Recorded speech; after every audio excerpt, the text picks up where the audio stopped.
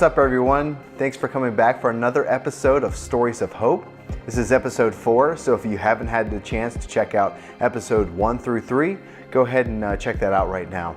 So today we're going to be featuring Heather Hicks, and her story, she started whenever she was younger, just experimenting with cigarettes. She wanted to fit in, but by the time she was in high school, she was fully addicted, and she was also facing some pretty serious charges.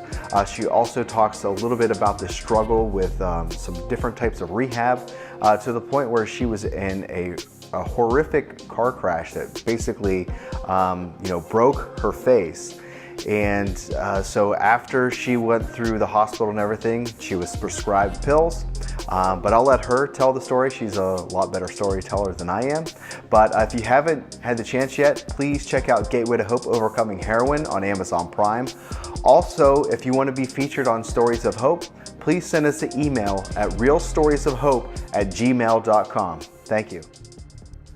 All right, it was at the age of 9 that I tried my very first cigarette. I remember stealing it out of my mom's carton on the top of the refrigerator and taking it to the woods and trying it for my very first time. And to be honest with you, I was just trying to fit in. Everyone else was doing it, so why shouldn't I? I didn't think that there was anything wrong with it.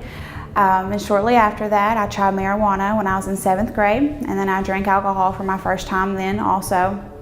My addiction continued to get worse. I just tried anything that people would put in front of me. And then at the age of 14, I did the thing that I said I would never do. I stuck a needle in my arm for the very first time.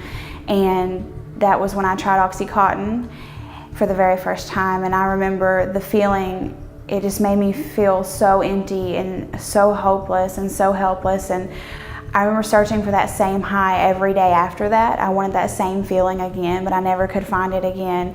And I just tried everything and anything that I could get my hands on after that.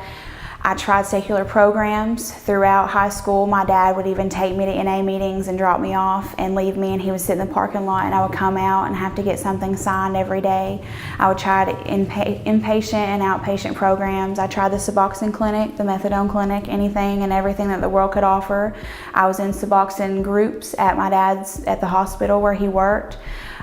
With a bunch of older men and women where we would sit in a circle and talk about things, Suboxone, how it had helped us, how it didn't help us. And then my senior year in high school is when my entire life changed, and that's when I was on my way to school one morning, and it was just like every other morning. But I had taken a handful of drugs I had stolen from my mom, and they all hit me at the same time, and I crashed into the side of the road.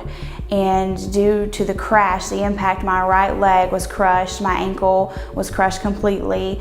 And then also after the car hit, the final hit, I fell over and my top half landed in front of the passenger airbag. And so the airbag busted into my face, and that's what caused brain damage. It busted my nose completely. My face was just completely busted open.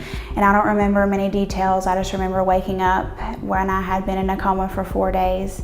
And to be honest with you, all that I cared about was that I had a morphine pump in my hand to ease the pain, and I just was worried about when I could hit it again and when I could feel that relief again.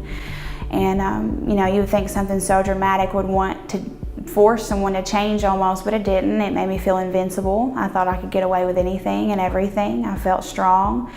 And so getting out of the hospital, I now had prescription pain medicine that I could get anytime that I wanted for anything that I wanted. And so my addiction continued to get worse. And then it was actually the day that I graduated high school.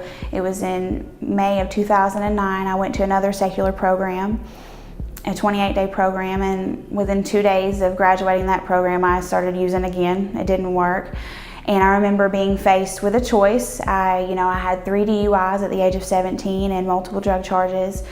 And I was gonna go to jail, or I was gonna go back to another rehab. And